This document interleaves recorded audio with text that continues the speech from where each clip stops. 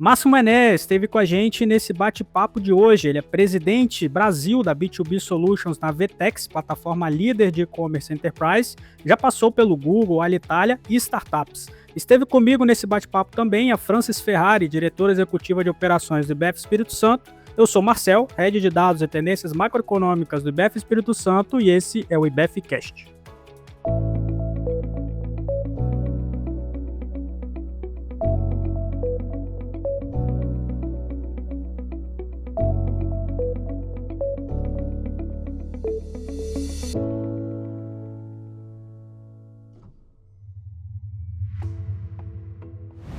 Máximo, obrigado pela presença, prestigiar a gente aqui no IBF Innovation, e a gente aproveita um momento seu aqui para a gente fazer um bate-papo, né? Aproveitar um pouco mais da sua vinda aqui. Você que é um italiano com um sotaque carioca perfeito, tá? A gente estava conversando aqui, você já está há bastante tempo no Brasil e absorveu bem da nossa cultura também, né? Do sotaque bem carioca. E passou por muitas empresas, né? Desde a Google, enfim, sempre voltado muito à área de sales, vendas, marketing. E qual experiência você teria para contribuir com a gente nessa caminhada para os empresários C-levels aí que não tiveram essa mesma oportunidade, dessa trajetória? Primeiramente, muito obrigado pelo convite no IBF Innovation. Para mim, até uma oportunidade de conhecer Vitória. Eu viajei praticamente o Brasil todo ao longo desses 17 anos de Brasil, mas é a primeira vez que venham para cá, então é um prazer imenso conseguir contribuir com o evento de vocês e mais ainda com o podcast. A minha história, seja de carreira ou como pessoa, na verdade, ela é fundamentada por mudanças. Eu nasci na Itália, mas com pouco tempo de vida fui morar no Iraque, em 82, morei lá há 4 anos. Voltamos para a Itália, em 96 fui morar na Índia, 2000 fui para os Estados Unidos estudar, não gostei, voltei para a Itália. Em 2003, numa viagem como turista no Brasil, não falava uma palavra de português, conheci minha atual esposa numa balada. A Baronete não existe mais, infelizmente, e a gente está junto essencialmente há mais de 23 anos. E dentro dessa caminhada, o Brasil veio um pouco depois. A gente ficou 2 anos à distância, 2 anos morando na Itália, 2 anos de Irlanda, e depois a gente veio passar um ano sabático no Brasil, que se transformou em 17 anos. E parte disso veio muito por uma questão de facilidade na minha tropicalização com o Brasil. Eu fui trabalhar primeiramente numa indústria do Rio de Janeiro, uma indústria que, apesar de ser familiar, é uma indústria relativamente grande, hoje fatura perto de 1 bi. E a adaptação foi muito fácil. Como eu disse, eu morei em muitos lugares, especialmente da Ásia. O povo brasileiro tem uma grande afinidade com o italiano. Espírito Santo, me disseram que é a primeira colônia, né? Então, ainda mais. E dentro dessa facilidade, eu tive o prazer enorme de conhecer o profissional brasileiro. Para mim, talvez tendo essa experiência de fora, eu tenho mais apreciação ainda da forma que os brasileiros trabalham. Quando você traduz isso para vertical, onde eu acabei me especializando com a vertical de tecnologia, eu acho o profissional brasileiro muito, não vou usar a palavra superior, porque pode parecer feio, mas muito bom. E diferenciado, tanto que hoje a gente exporta uma quantidade de engenheiros digitais absurda. E quais são essas principais características assim dos brasileiros que... A primeira veio até o podcast que me convenceu a entrar na Vtex, foi um podcast do Mariano. Ele falou uma frase que para mim foi chave: o brasileiro não sabe o que é crise. Porque toma café da manhã com crise, almoço com crise e jantar com crise. Isso traz uma capacidade de ter uma calma e um zen para lidar com momentos difíceis, que nem toda crise é gigantesca. A crise pode ser, no caso da Vtex, caiu um API. Um caso de financeiro pode ser um boleto não pago. A forma como você reage a isso é uma questão que, para mim, distingue muito o profissional brasileiro. A calma na frente do problema, para poder entender quais são, primeiro, raciocinar sobre quais são as possíveis soluções, mas o foco é no problema, nunca na pessoa. Vindo de uma outra cultura, tem muito mais um foco na pessoa que criou o problema. Então, essa primeira cultura, quando você traduz isso para certas disciplinas, como é a questão, por exemplo, de código de um desenvolvedor, isso traz uma criatividade em solucionar problemas que poucas pessoas têm. Então, a gente aprendi depois do português, fazer gatilhos ou importar caminhos, mas essa capacidade, quando você aplica para certas disciplinas, é muito diferenciada. E eu acabei fazendo uma escolha muito ciente quando eu escolhi a VTEX, muito baseado nisso. Eu queria trabalhar numa empresa brasileira, fundada por brasileiros, e com um sonho grande que vem até a famosa frase da... Agora esqueci a palavra em português, é aquela Bronner. A abelha que não sabe voar, que não deveria saber não deveria voar, mas voa. Para mim tem um pouco disso. Ver a VTEX com 15 escritórios no mundo, uma empresa de tech brasileira exportando e concorrendo contra a SAP, contra a Shopify lá fora, nos Estados Unidos, na Europa, foi algo que para mim, apesar de não ser brasileiro, eu já me considerando adotado, foi algo muito forte. Eu queria muito fazer parte daquele sonho. Então, voltando para as sugestões sobre venda, sobre marketing, a primeira é nunca subestimar o profissional brasileiro. Acho que isso é uma coisa que... E agora que a gente está vivendo a era da IA aí, esse novo hype, essa característica do brasileiro de solucionar problema acaba não sendo ofuscada pela capacidade da IA de solucionar problemas? A IA, ela automatiza, mas você precisa ter pessoas por trás que saibam operar IA. Então, olhando, por exemplo, numa questão nossa dentro da VTEX, a mudança de uso de IA nunca foi uma mudança só para tech. Foi uma mudança de cultura da empresa. Então, a cultura não olha mais, a empresa não olha mais para priorizar processos. A gente tem ideias. Antes de operacionalizar essas ideias, a gente olha como é que a gente pode fazer isso com AI. Isso muda a forma que a gente opera, que o meu time opera. Então, hoje eu sempre digo, quem não sabe operar AI não vai ter futuro na VTEX. Isso é um fato. Só que quando eu posso dar alguns exemplos de coisas que o meu time criou. Hoje, o que a gente em venda chama de outbound, que é o famoso, vocês devem receber, o famosa mensagem no LinkedIn, ou no e-mail, ou telefonema, WhatsApp, que seja, querendo oferecer algum serviço. Tem uma IA ali por trás. Hoje é 100% automatizado e foi o meu time que criou. Dentro do meu time não tem nenhum desenvolvedor. Uau. Eu tenho ex-Ambev, pessoas formadas em moda, pessoa é advogado, comunicação, tem bons resolvedores de problema, né? Eles aprenderam o AI, a gente tem uma pequena mudança de cultura que é importante. A gente enxerga AI como a gente enxergava linguagens de código, como React, como Node, onde você precisava ter cursos para aprender.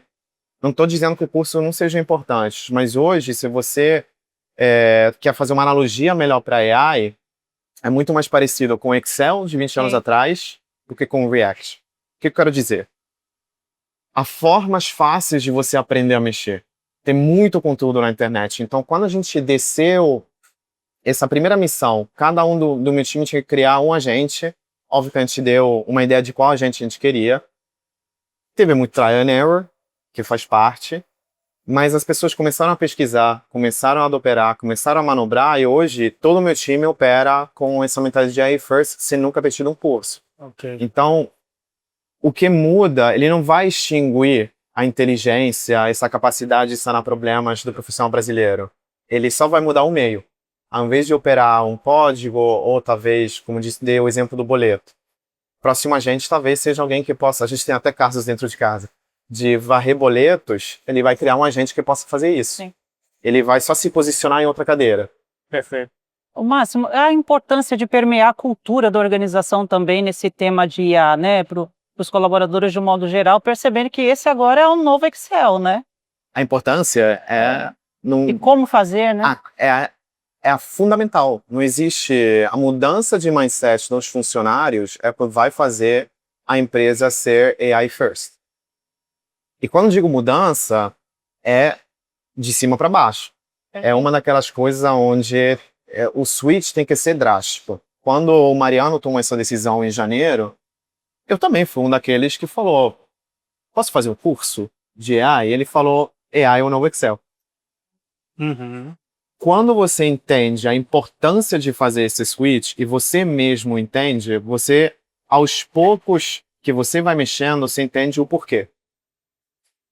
Tem coisas que você vai ver que os ganhos são de tempo, por exemplo. Hoje, antigamente, se eu quisesse fazer um relatório, eu precisava entrar no CRM, puxar um relatório. CRM, dependendo do tipo, ele ajuda mais ou menos. Então, puxava para um Excel. Mexia no Excel para poder ter meus pivot tables ali, para conseguir fazer os relatórios que eu queria. Hoje a gente criou um agente que usa a mesma fonte de dados. É no CRM. Só que a capacidade de processamento e de análise de um agente de AI é 1000 vezes superior.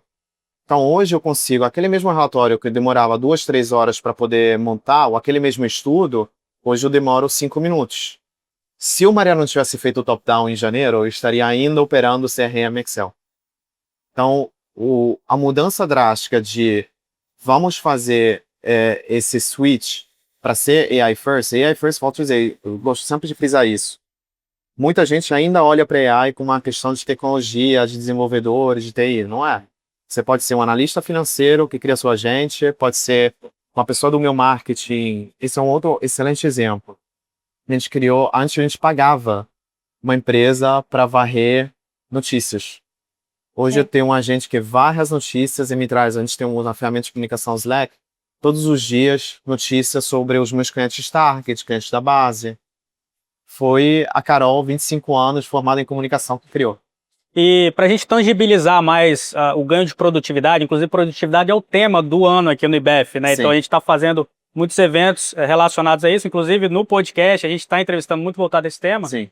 Então você tem como trazer alguns números de clientes seus de ganho de produtividade? A redução de tempo ou o ganho no resultado? Hoje, isso... Começando pelo meio de comunicação, hoje o WhatsApp está em 97% da população brasileira. É um número absurdo. O WhatsApp digitalizou, obrigou a digitalização de boa parte da população brasileira.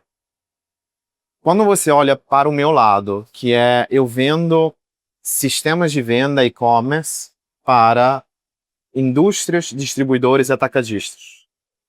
Qual você acha que é o meio de comunicação que o vendedor do meu cliente tem com os clientes deles?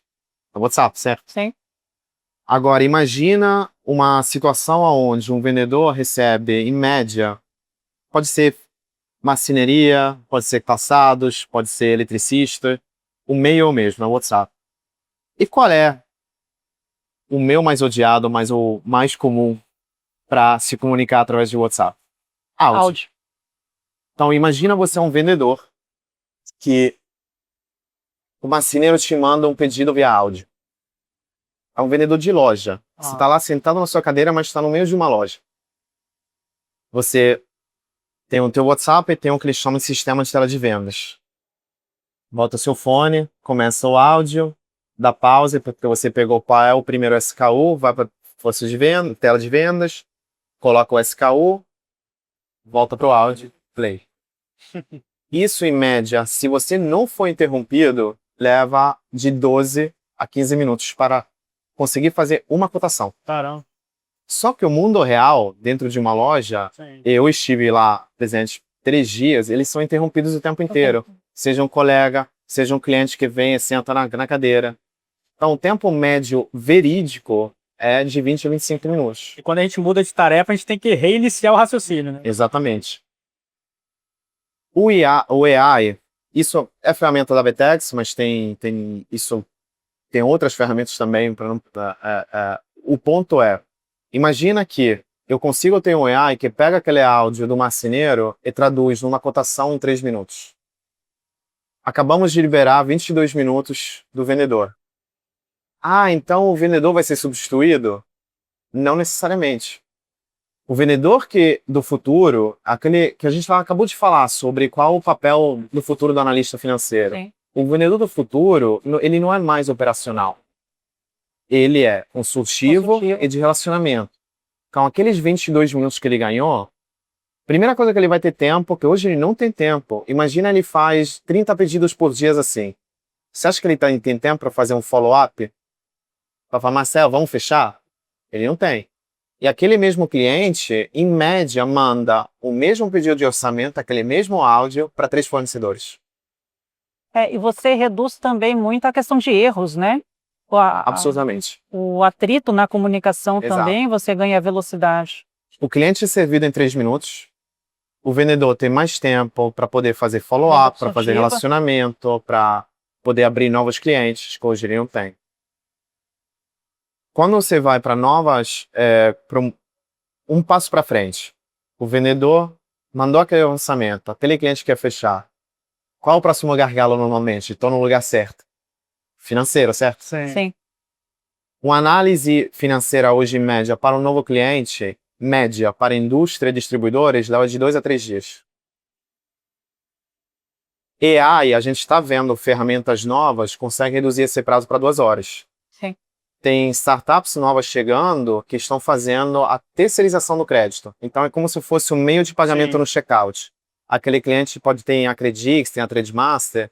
Aquele cliente consegue no checkout pagar com Credix. Coloca o CNPJ, eles cedem o crédito, tem uma taxa, obviamente, para a indústria, mas a indústria recebe em 24 horas, D mais um. Então, você vê como na cadeia o AI está afetando essencialmente 3 grandes pontos, que é isso que o AI está fazendo no meio onde é vendas. Primeiro, o comprador recebe o orçamento em 3 minutos, 24/7, né? Uhum. Imagina o marceneiro que está na sua obra, quando que ele tem tempo para fazer o pedido? Normalmente no final do dia, ou seja, o pedido dele já chega e é processado no dia seguinte. 24/7, em 3 minutos. 2, a vida do vendedor. Eu não sei vocês, mas eu tenho uma certa raiva quando meu time me manda um áudio porque o áudio você precisa. É. Atenção, você não Sim. pode se distrair. É contraproducente, né? Exato.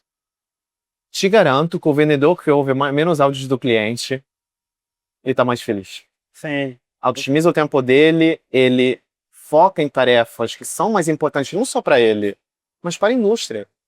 Você não quer um ser humano hoje, em 2026, processando um pedido. Ele está simplesmente sendo o que a gente chama de middleware. O comprador colocou ali uma lista, ele joga num sistema e devolve. Não tem uma grande capacidade de fazer aquilo. O que ele deveria focar? Na negociação, nos argumentos de convencimento, como eu disse, no relacionamento. E a terceira parte, que é tão importante quanto, é a gestão. Uma vez que você automatiza muitos processos, o gestor que consegue fazer um relatório em 3 minutos, que consegue validar hoje, por exemplo, esse mesmo sistema que eu disse para vocês, ele não tem a conversão de orçamento para venda. Ele só sabe se a venda foi efetivada. Sim. Ele não sabe se o vendedor está visitando muitos clientes, está falando com outros clientes. Então, a automatização de AI vai mudar a vida de como esses três atores vão trabalhar. E melhorando a vida desses 3 atores, melhora também a do financeiro. Porque ele não precisa mais... tem algumas indústrias onde o pedido ainda desce, que o vendedor não sabe se aquele cliente tem crédito. Então, há um processo ainda de dizer não tem. Reavalia de novo. Então, a cadeia toda é afetada positivamente. Ela otimiza os processos, né? Todos. E as ferramentas de CRM, como você trouxe um ponto interessante, Sim. né? Algumas ferramentas ainda estão travadas, né? Então você não consegue conectar com elas por meio de uma IA, muitas das vezes, né? E aí, como você falou, você acaba tendo que baixar planilhas para IA ler uma planilha, então tem passos adicionais. As empresas estão construindo os seus próprios CRMs hoje aí, com a IA? Depende. No sentido, eu acho que o CRM em si está mudando. Hoje a gente tem um hábito que, como eu posso dizer, ele é difícil de imaginar hoje. Nem tão difícil, mas como é que você imagina um sistema? Um sistema que você opera, certo? CRM é um ERP, que você entra, você tem uma janela, você tem as várias opções, você clica, você coloca um dado, você puxa para fazer um relatório. A nossa visão, que é a visão da Vetex, mas eu acho a visão de todas as pessoas que amam tecnologia, é que o software ele vai parar de ser um software para ser operado. O software vai agir. Então, você não vai mais ter pessoas operando o software, mas você ter pessoas gerindo a gente. O que eu quero dizer com isso? Então, o gestor de vendas, ele não vai mais operar o CRM. Ele vai operar os agentes deles. O que é importante, assim? Isso sempre partindo da base da importância que é dados. Isso é um fato. Mas ele vai gerir agentes. Ele vai ter um agente de construção de pipeline, ele vai ter um agente de gestão de time, ele vai ter um agente, provavelmente, de algum tipo de feedback para os times, porque hoje você consegue gravar todas as calls que o seu time faz. Então, o futuro do CRM talvez não seja da forma que a gente imagina ele agora. Eu acho que o conceito de CRM, que é Customer Relationship Management, ele vai existir. Você vai ainda ter locais onde você vai ter esse tipo de ação. Só que vai mudar o front. Você não vai estar mais clicando, você vai estar conversando. Você não precisa executar a tarefa e dizer que você executou, né? Exato. Já vai estar tudo integrado. Isso vai não somente para CRM, a Vertex também com a plataforma de e-commerce está indo nessa direção. A gente não quer mais para admin. A nossa visão de futuro de um admin de e-commerce meu, de um digital manager, não é mais de abrir o nosso admin, é dele abrir uma tela e vai ter uma conversa e falar como é que estão as vendas hoje, aonde está tendo cultura de estoque, ou o próprio agente trazer para eles, hoje eu faria essas promoções, tem essas melhorias de catálogos para fazer. E ele só valida, varre e dá ok. Perfeito. O Máximo, nesse tema também estou me recordando um pouquinho do VTEX 2025, que, aliás, novamente, parabéns, excelente evento, livre Obrigado. evento, faço questão de estar lá todo ano. Em uma das palestras que eu estive, falava justamente sobre os agentes, né? Que eles passam a ser personas dentro das nossas equipes, né? Então, de você conseguir construir squad, falar, dentro de um squad, qual agente vai estar aqui dentro desse squad? Eles realmente passam a ser um integrante a mais. Né? Queria entender um pouquinho como é que vocês enxergam esse tema. É engraçado, você mencionou uma palestra, se você for olhar o conteúdo que era muito interessante, hoje, depois de um ano, já seria ultrapassado. O que eu quero dizer é que você sabe a teoria dos ciclos de tecnologia, né? Uhum. Que é, essencialmente, os ciclos de tecnologia estão cada vez mais se encurtando. Sim. O melhor exemplo que eu gosto é televisão. Televisão você teve o mesmo princípio de tecnologia que foi o tubo catódico por 60 anos, mais ou menos. Em 99, 98, 99 você teve a primeira flat screen. Depois de 5 anos veio o primeiro HD. Depois disso começou a se encurtar os ciclos para OLED. Cada vez mais Sim. curtos, né? O AI, ele teve esse processo nos últimos 3 anos. Há 3 anos atrás era a teoria. Sim. Ano passado foi comprovações de teoria. Então, aquela palestra eu lembro muito bem, que era Rodrigo Murta e a CMO da Samsung. Sim. E o Rodrigo é um dos grandes especialistas do Brasil de AI. E ele falava exatamente isso. Esse vai ser o ano para testar. A gente já passou agora o ano onde as teses foram comprovadas. Qual é o futuro, o momento de agora? Vai ter muitos agentes que vão ser jogados fora. Há necessidade de investimentos para entender exatamente quais agentes funcionam, como é que essa gestão dos agentes vai ficar. Mas agora a gente já tem muitos agentes extremamente comprovados. E até fico brincando, no entanto, eu tenho 43 anos, a idade média do meu time é lá para as 27, 28. Eu passei 3 meses aprendendo, acho que eu me especializei em Gemini, e semana passada eles vieram falando do Plod.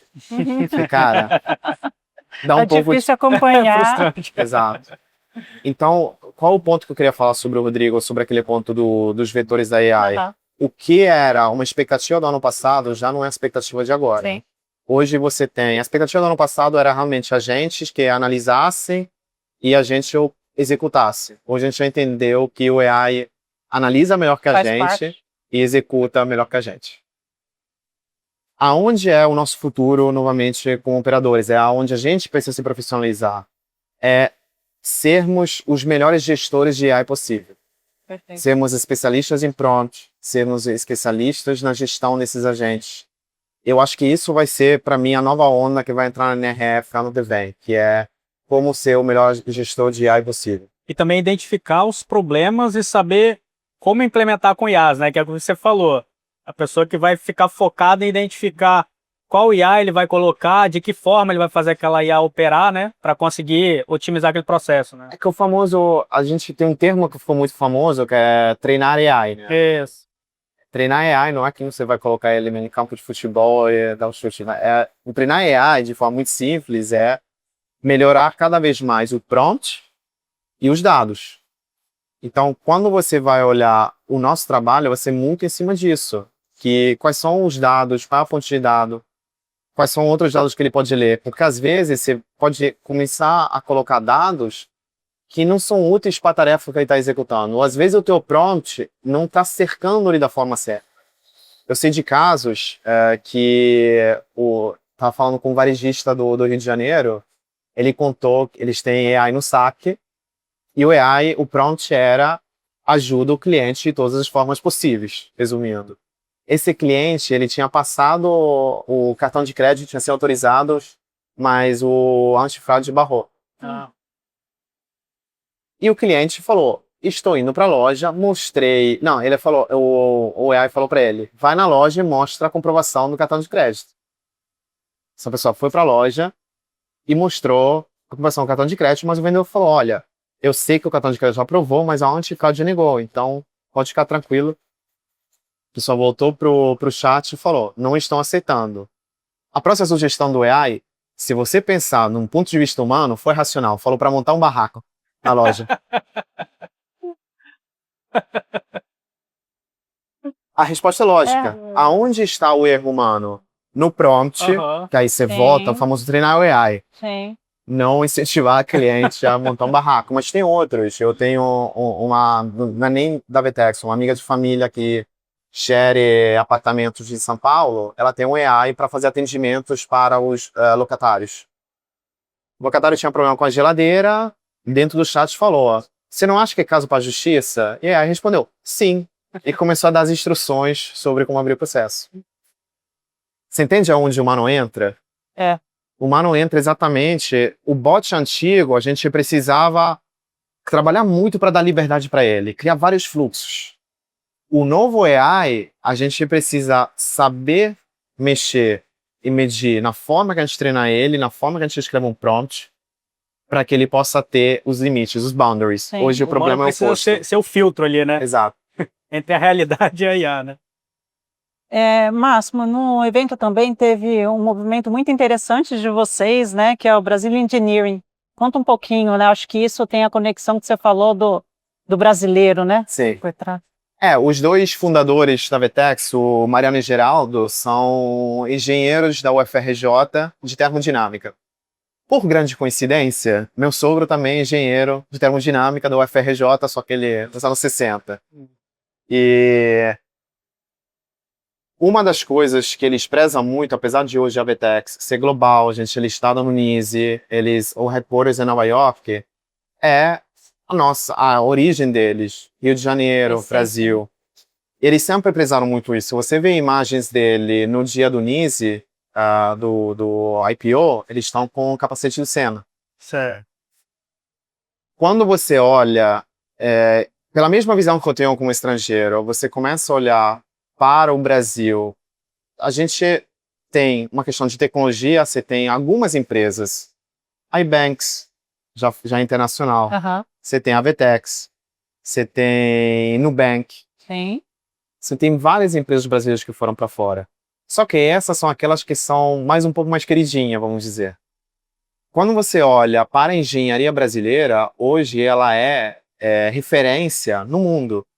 E não somente as maiores. A gente tem a WEG, fornece praticamente para o mundo inteiro, é a referência de peças de engenharia. Você tem a Embraer. Sim. Se você é o avião de pequeno tamanho, pequeno médio tamanho para transporte de passageiros mais vendido nos Estados Unidos. Uhum. Você tem algumas realidades regionais, uma delas que provavelmente vocês vão reconhecer o produto, vocês não vão conhecer a empresa, as 15 de Santa Catarina. Vocês já foram para uma padaria e viram um mixer de aço escovado? Sim. É das 15. É deles. Eles ganharam um prêmio na Itália de uma máquina que abre pizza, abre massa de pizza. Havaianas. Até farm com moda. Então, o movimento foi muito criado em cima de celebrar e fazer render de forma muito mais facilmente reconhecível a engenharia brasileira. E isso é uma coisa muito forte, um conceito muito forte do Geraldo e do Mariano. Isso vai também esse ano, a gente premiou uma médica que trabalha, acho que é ortopédica. Ela trabalha muito, ganhou vários prêmios recentes para ajudar pessoas tetraplégicas a voltarem a ter movimentos. Sim. Então, essa questão que eu aplico como uma questão do profissional brasileiro, na engenharia, ela é até exponencializada. Então, o movimento brasileiro em engenharia, o seu sonho é que isso não é da Vetex, é o movimento do Mariano e do Geraldo, eles só registraram a marca. Tem um manifesto que todas as empresas de engenharia brasileiras podem assinar para poder fazer com que tenha mais reconhecimento lá fora a origem desses produtos, dessas capacidades. Quando você olha aí, por último, entrando no mundo de vocês, a quantidade de CFOs brasileiros e multinacionais lá fora muito grande. é absurda. Muito grande. Perfeito. E para a gente já caminhar para o final, que você pudesse contribuir com os CFOs, C-levels das empresas dele, o que você faria se estivesse no lugar deles ali com relação a esse novo boom de IA, esse ganho de produtividade que eles podem ter nas empresas? Não entrar em pânico, que é normal. A maioria dos C-levels, imagino, tem a minha idade ou talvez um pouco mais. Se cercar de pessoas que têm uma facilidade de absorção. Eu aprendi isso com o nome dele é Ryan, esqueci o sobrenome. Foi o treinador dos Top Guns dos Estados Unidos, que é o ápice da aviação americana. Eu perguntei para ele, tive essa chance de jantar com ele, essa é uma das coisas incríveis que a VTEX me dá de vez em quando. E eu perguntei para ele como que ele seleciona times. E a resposta dele, eu achava que ele ia falar teste, ou capacidade de liderança. A resposta dele foi capacidade de aprender. O mundo atual não permite mais que a gente não tenha capacidade de absorver. Então, quando eu falo de se cercar de pessoas que tenham essa capacidade, é muito mais porque eu não preciso aprender o Claude. Meu time precisa. Sim. A velocidade da tecnologia, esse ciclo de tecnologia cada vez mais curto, você precisa ter pessoas que têm essa capacidade. E o terceiro foi parte do que eu falei um pouco antes, que é se preparar a mudanças de culturas repentinas. Ou agora, a mudança de cultura requer que a gente olhe para AI. Como é que eu otimizo os meus processos através de AI? Então, ter times que não têm capacidade de aprender e não pensam AI first, e não vai ser um longo prazo, vai ser um problema a curto prazo. Tem uma pergunta que eu sempre faço para os meus clientes, meus prospects, meus times. Uma coisa é se você não muda, mas se seu cliente mudar, quanto que você perde? E a corrida fica cada vez mais rápida. Então, para mim pessoas com capacidade de aprender que pensam em AI first, cultura, e se adequar que o mundo vai requerer que a gente faça as mudanças repentinas de rota muito mais do que a gente fez ao longo desses últimos 30 anos. Perfeito, maravilha. Máximo, para poder fechar, algo que me impactou demais foi uma mensagem do Hubert Joly, que ele fala: automatize o ordinário e humanize o extraordinário. Essa acho que foi a grande mensagem aí de... Tem a ver muito com o exemplo do vendedor que eu falei. Processar um pedido é o ordinário. Você quer o vendedor que saiba se relacionar com o seu cliente, saiba conquistar seu cliente. Venda é confiança. É relacionamento, É né? relacionamento. Isso é o extraordinário. Nem todo mundo sabe fazer. Criar uma empatia com seres humanos é algo muito difícil. A gente às vezes despreza o trabalho nesse sentido, mas essa capacidade é o extraordinário. Tem uma carta que o último Papa Leão, né, escreveu semana passada, a primeira encíclica dele, que é Humanitas Magnificae, a Magnífica Humanidade, que fala sobre a importância do mundo. Ele fala hoje, antigamente ele falava para monarquias e governos, né? Hoje ele fala para corporações. Isso eu achei um switch muito interessante. Ele fala sobre a importância de manter o papel do ser humano ao centro da tecnologia. Tecnologia precisa ser algo operado pelo humano e não algo que substitui o humano. Não estou nem falando uma questão de trabalho, estou falando mesmo de decisões. A gente pode terceirizar a execução, mas a fonte da decisão tem que estar dentro do ser humano. O ser humano, o sentimento que o ser humano vai ter, a empatia que o ser humano vai ter, um AI dificilmente vai ter. Então, por isso que é importante manter isso em cena. Para fechar, uma outra pessoa uma das grandes coisas que a VTEX me deu, eu entrevistei o John McKay no último VTEX Day, que é o fundador do Whole Foods. Eu perguntei para ele quais são os princípios que ele criou o Whole Foods, né? Ele falou de sentimentos. Ele falou de amor e propósito. Isso, para mim, se liga muito com essa questão sobre como que a gente vai controlar o AI e qual é o nosso papel como humanidade. Ele construiu um império de 16 bilhões com esses dois princípios. E ele fala que se você... a resposta dele para mim foi: Se você começa qualquer empresa, qualquer empreitada, qualquer iniciativa com amor e propósito, o resultado sempre vai ser diferente. Então, mesmo quando a gente fala no controle de AI, esses sentimentos têm que estar dentro Como centro, do né? processo. Perfeito. Bom, obrigado, Márcio, Eu pela que agradeço demais. participação. Prazer. Obrigado, Franz. Obrigada, Marcel, mais uma vez.